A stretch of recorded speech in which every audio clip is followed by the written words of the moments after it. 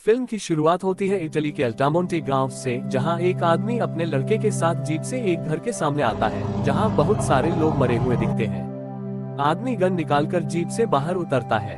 अब घर के सामने और एक आदमी खड़ा था। दोनों अब अंदर जाते हैं, लेकिन अंदर भी वही हालत है, लोगों की लाशें बिछाई हुई थी। दोनों टेंशन में अंदर जाते हैं। अंदर रॉबर्ट एक चेयर पर बैठा है। इस आदमी उसे धमकाता है, लेकिन रॉबर्ट बिना डरे बताता है कि तुम्हारे पास ऐसा कुछ है जो मैं लेने आया हूँ। रॉबर्ट फिर से उससे धमकाता है कि वो अब जिंदा बाहर नहीं जा सकता। रॉबर्ट उसे 9 सेकंड्स का अल्टीमेटम देता है और सबको जान से मार देता है। आखिर में रुडो जिंदा रहता है और रॉबर्ट उसे भी मार देता है। रॉबर्ट अब रुडो के बेल्ट से चाबी निकालता है। ये चाबी उसने क्यों ली, ये फिल्म के एंड में हमें पता चलेगा। रॉबर्ट बाहर आता है, तब रुडो का लड़का उस पे गोलियां चलाता है, लेकिन रॉबर्ट उसे जिंदा छोड़ देता है। अब रास्ते पर एक गाड़ी खड़ी है जिसमें हमें रॉबर्ट जख्मी हालत में दिखता है। मार्शल उसे उठाकर एक डॉक्टर के पास ले आता है और कहता है कि उसका बीपी कम होने की वजह से उसे वो अस्पताल नहीं ले गया। डॉक्टर जो से कहता है कि उसे गोली लगने के बारे में किसी को मत बताना, सिर्फ उसका एक्सीडेंट हुआ था, इसी बात पर टिके रहना। अब दूसरे दिन रॉबर्ट को होश आता है, तब डॉक्टर उससे पूछता है कि वो अच्छा इंसान है या बुरा। तब रॉबर्ट जेन्युइनली बताता है कि उसे नहीं मालूम। डॉक्टर एंजो अब रॉबर्ट की अच्छी तरह से देखभाल करता है। रॉबर्ट खुद का नाम रोबेल्टो बताता है। 3 दिनों के बाद रॉबर्ट घर से बाहर निकलता है। रॉबर्ट टहलते हुए एक कैफे में आता है जहां वह चाय ऑर्डर करता है। उस गांव के लोग उसे बहुत फ्रेंडली लगते हैं, क्योंकि जब उसने चाय मांगी थी तो वेटर ने उसे कॉफी दी थी और कहती है कि यह इतनी बढ़िया है कि आप चाय भूल जाएंगे। तभी उसके सामने वो पुलिस ऑफिसर जियो अपनी बेटी के साथ आता है जिसने रॉबर्ट की जान बचाई थी। वो बताता है कि डॉक्टर एंजो बहुत अच्छे इंसान हैं और यहाँ के लोग भी। जियो उसे उसकी कार की चाबी देता है। अब सीआईए के ऑफिस में रॉबर्ट कॉल करता है और ड्रग्स के गिरोह के बारे में जानकारी देता है जो सीरिया से आया है। सीआईए एजेंट ईमा के दिमाग में यह सवाल आता है कि सिसिलियन वाइनरी सीरिया से वाइन क्यों इंपोर्ट करेगी, इसका मतलब वह सिर्फ वाइन नहीं है और दूसरी कुछ गड़बड़ है। रॉबर्टो उसे वहां रेड डालने के लिए कहता है। रोबेल्टो फोन कट करके सिम फेंक देता है। ईमा अब उस जगह पर रेड डालने की तैयारी करती है। ये वही जगह है जहां रॉबर्ट ने बहुत सारे लोगों को और रुडो को मारा था। रॉबर्ट लेटा हुआ था और उसके दिमाग में कुछ ऐसी यादें ताजा होती हैं जिसमें वह सुजान को देखता है और वह बहुत सारे लोगों का खात्मा कर रहा है, जिसे हमने मूवी के पिछले पार्ट में देखा था। रॉबर्ट अब एक कैफे में बैठा है जहां उसकी मुलाकात वापस उस वेट्रेस अमीना से होती है।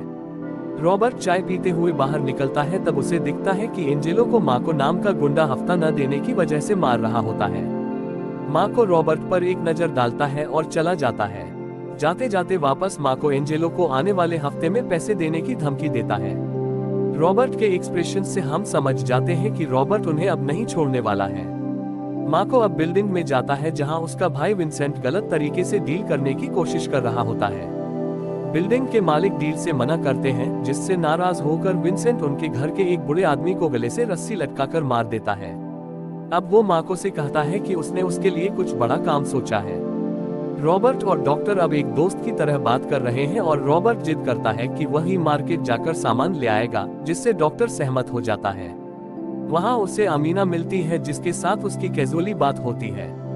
अगले सीन में हम देखते हैं कि सीआईए ने उस घर पर रेड डाली है जिसकी टिप रॉबर्ट ने दी थी। वहां उन्हें ड्रग्स के साथ साथ बहुत सारा कैश मिलता है। सीसीटीवी कैमरे 6 बजे के आसपास बंद हुए थे। यह वही घर है जहां रॉबर्ट ने कुछ दिन पहले खून खराबा किया था। एम्मा और उसका साथी अब उस ड्रग्स रैकेट के पीछे कोई आतंकवादी समूह है जिसके बारे में उन्हें पता नहीं है। डॉक्टर अब रॉबर्ट की जांच करते हैं और बताते हैं कि अब उसके जख्म भर गए हैं। रॉबर्ट यह सवाल पूछता है कि डॉक्टर ने उस पर भरोसा क्यों किया, तो डॉक्टर एंजो उसे बताते हैं कि एक अच्छा इंसान ही कह सकता है कि उसे नहीं मालूम कि वह अच्छा है या बुरा। मार्को अब अपने भाई से मिलता है और बताता है कि हमें इस शहर को जल्द से जल्द अपने कब्जे में लेना है। रॉबर्ट बैग लेके निकलने ही वाला होता है कि वो देखता है कि एंजेलो के रेस्टोरेंट में आग लगी थी, जिसकी वजह से एंजेलो बर्बाद हो गया था। वहां रॉबर्ट को मार्को नजर आता है, जिससे वो समझ जाता है कि यह उसका ही काम है। पुलिस अफसर अब सीसीटीवी फुटेज देख रहा होता है और वह एक कार का नंबर चेक करने के लिए किसी से फोन पे बात करता है। अगले सीन में अमीना रॉबर्ट से बात करती है और उसे अल्टामोंट की बढ़िया डिशेस खिलाने की पेशकश करती है। उसके बाद दोनों मार्केट में जाकर डिनर करते हैं। रॉबर्ट अब उन लोगों में बहुत घुल मिल चुका है और वो लोग भी उसे बहुत पसंद करने लगे हैं। रॉबर्ट अब कैफे में बैठा है जहां उसे सीआईए की एम्मा दिखती है जो चुपके से उसकी फोटो ले रही होती है। रॉबर्ट उसे बताता है कि उसने उसकी आवाज से ही पहचाना और वो उसे ज्यादा जानकारी नहीं देता और ऐसे दिखाता है कि वो सबसे अनजान है। वो इस बात से भी इनकार करता है कि उसने ही उन लोगों को मारा था। एम्मा जाते जाते अब उसे उसके असली नाम मैकॉल से बुलाती है। दूसरी तरफ जियो को फोन आता है कि उसकी बेटी को किडनैप किया गया है। जियो भागते भागते घर जाता है, तब उससे पता चलता है कि माको और उसके गुंडे उसके घर में बैठे हैं। वो लोग उसे बहुत मारते हैं क्योंकि उसने उस गाड़ी का पता लगाने की कोशिश की थी जिसमें बैठे लोगों ने एंजेलो के रेस्टोरेंट में आग लगाई थी। माको उसकी बेटी की जान लेने की भी धमकी देकर चला जाता है। जियो डॉक्टर से इलाज करवाता है, तब रॉबर्ट उसे देखता है और डॉक्टर से उसके बारे में पूछता है। डॉक्टर बताते हैं कि यहाँ माफिया का दहशत बढ़ गया है जिसकी वजह से ये सब हो रहा है और ये कैंसर की तरह है जिसका कोई इलाज नहीं है। रॉबर्ट एक चर्च में आता है, वहाँ एम्मा उसका इंतजार कर रही होती है। वो उसे बताती है कि जिस घर में उन्होंने रेड डाली थी वो एक किसान था जिसका फार्म स्मगलर्स ड्रग्स के लिए इस्तेमाल कर रहे थे और वो मोस्ट वांटेड लिस्ट में था।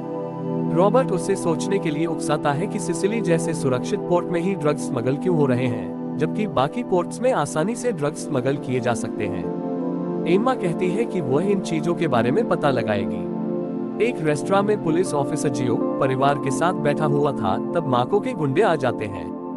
माको उसे एक इल्लीगल काम बताता है जो वह करना नहीं चाहता। माको की नजर अब वहां बैठे रॉबर्ट पर पड़ती है और वह उठकर उसके पास जाता है और उसे अपने काम से मतलब रखने के लिए कहता है। रॉबर्ट माको से कहता है कि वो ये गलत काम बंद कर दे, लेकिन माको हंसने लगता है।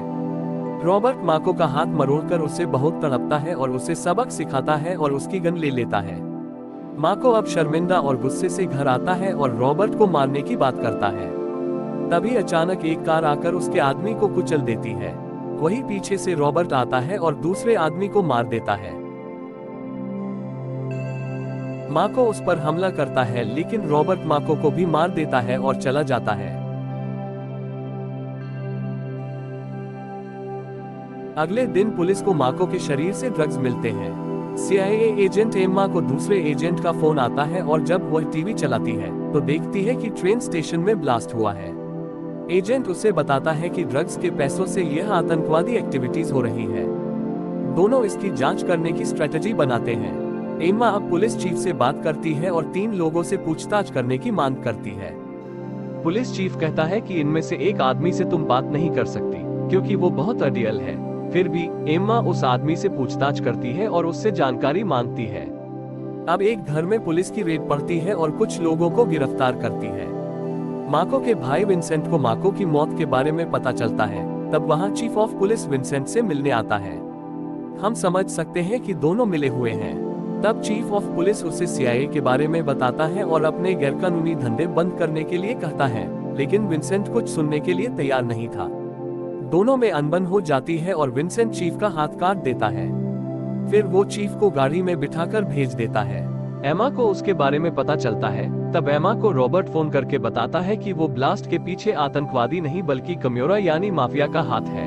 एम्मा अब अपनी गाड़ी की तरफ जा ही रही होती है, तब पुलिस की गाड़ी में भी ब्लास्ट होता है और एम्मा जख्मी हो जाती है। रॉबर्ट ने अगर कॉल नहीं किया होता तो वो जिंदा नहीं बचती। विंसेंट अब उसके भाई की मौत का बदला लेने के लिए अल्टामोंटे में आता है और सभी को धमकाता है। लोगों को डराने के लिए वह मार्शल जियो को भी गोली मारकर जख्मी करता है। तब रॉबर्ट गन लेकर बाहर आता है। विंसेंट उसे कहता है, लगता है कि तुम हिंसा को समझते हो।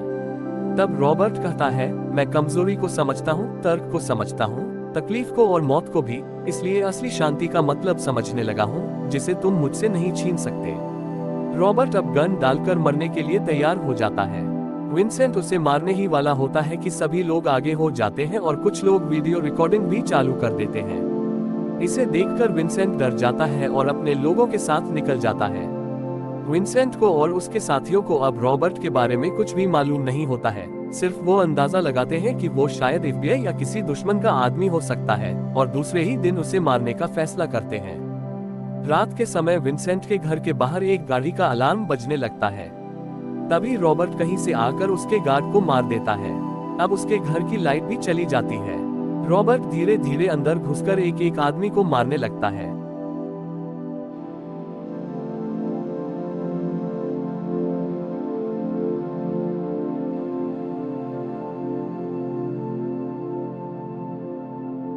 विंसेंट सो रहा होता है, तभी उसके सिर पर खून की बूंदें गिरती हैं। विंसेंट जाग जाता है, तभी उसके ऊपर कांच की छत गिर जाती है और एक आदमी की लाश लटकती है। विंसेंट अब कपबोर्ड से गन निकालता है, जमीन पर पड़े कांच से उसके पैर जख्मी हो जाते हैं। विंसेंट फिर भी धीरे धीरे गन लेकर बाहर आता है, तब उसे उसके आदमियों की लाशें दिखाई देती हैं। विंसेंट गुस्से में घर के पुतलों पर फायरिंग करना शुरू कर देता है, तभी रॉबर्ट पीछे से आकर उसे मारकर बेहोश कर देता है। विंसेंट अब बंधा हुआ दिखता है और रॉबर्ट वही टेबल पर बैठा हुआ है। विंसेंट के मुंह से अब झाग आने लगता है, क्योंकि रॉबर्ट ने वही ड्रग्स उसके मुंह में भरे हुए थे। वह विंसेंट को आजाद करता है और अपनी किस्मत आजमाने के लिए उसे अस्पताल जाने के लिए कहता है। विंसेंट तड़पता हुआ सीढ़ी से नीचे आता है और गेट खोलकर बाहर जाता है। रॉबर्ट अब उसके पीछे ही चल रहा होता है, तब विंसेंट का एक गाड़ी से एक्सीडेंट हो जाता है। अब विंसेंट रास्ते में ही दम तोड़ देता है।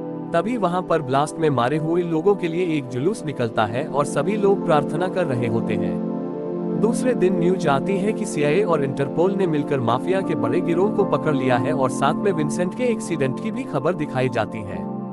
रॉबर्ट अब ईमा से मिलता है, वो उसे उसकी जान बचाने के लिए थैंक्स कहती है। रॉबर्ट उसे एक बैग देता है जिसमें $3,66,400 हैं। ईमा उससे ये पैसे किस लिए हैं, ये पूछती है। रॉबर्ट उसे बताता है कि एक ग्रेग डायर नाम के आदमी की पेंशन है जिसे साइबर क्रिमिनल्स ने ठग लिया था।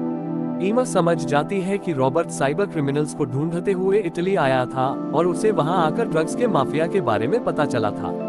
रॉबर्ट ने शुरुआत में रूडो को मारने के बाद जो चाबी उठाई थी वो वहां से पैसे लेने के लिए थी। रॉबर्ट ने सामने लाखों डॉलर्स होने के बावजूद सिर्फ डेयर के हिस्से के $3,66,400 ही उठाए थे। डायर रॉबर्ट का दोस्त भी नहीं था, बस उससे सिर्फ एक बार मिला था। बोस्टन में ईमा ग्रेग डायर से मिलती है और उसे वो पैसे लौटा देती है। ग्रेग पूछता है कि ये किसने दिए हैं, तो ईमा उसे बताने से इनकार करती है। ग्रेग अपनी पत्नी से कहता है कि उन्हें अब घर नहीं बेचना पड़ेगा। ईमा का अब प्रमोशन हो चुका था। रॉबर्ट उसके लिए एक एनवलप देता है जिसमें ईमा की माँ की ब्लैक बुक होती है। रॉबर्ट ने ये भी लिखा होता है कि उसकी माँ आज उसके लिए गर्व महसूस कर रही होती। तब ईमा इमोशनल होकर अपने फैमिली की फोटो देखती है, जिसमें हम देखते हैं कि वह रॉबर्ट के दोस्त सुजन और ब्रायन की बेटी है, जिन्हें हमने इक्वलाइजर पार्ट 2 में देखा था। अगले सीन में लोग फुटबॉल मैच जीतने का जश्न मनाते हुए दिखते हैं और रॉबर्ट उनके जीत के जश्न को खुद भी एंजॉय कर रहा होता है। दोस्तों, अगर आप भी रॉबर्ट की तरह इस वीडियो को एंजॉय कर रहे हैं, तो वीडियो को लाइक करें और चैनल को सब्सक्राइब करें, ताकि हमें ऐसे वीडियोस बनाने का मोटिवेशन मिलता रहे।